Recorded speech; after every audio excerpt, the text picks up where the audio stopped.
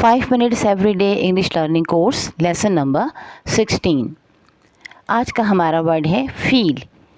इसकी class verb है, ये एक वर्ब है। इसकी 3 फॉर्म्स हैं, feel FEEL feel, felt FELT felt, और इसकी 3rd फॉर्म भी फेल्ट ही है।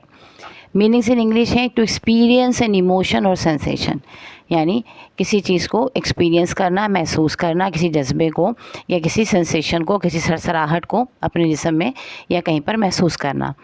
सेकंड मीनिंग है टू टच और हैंडल, किसी चीज़ को टच करना, छूना या उसको हैंडल करना, उससे मुकाबला करना, उसको देखना। मीनिंग्स इन उर्दू हो जाएंगी महसूस करना।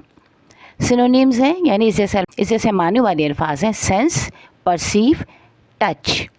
एंटोनिम्स यानी इसके अपोजिट है इग्नोर, निगलेक्ट, यानी इग्नोर कर देना, फरामोश कर देना, निगलेक्ट कर देना, छोड़ देना, अवॉइड कर देना, इस तरह के अल्फाज।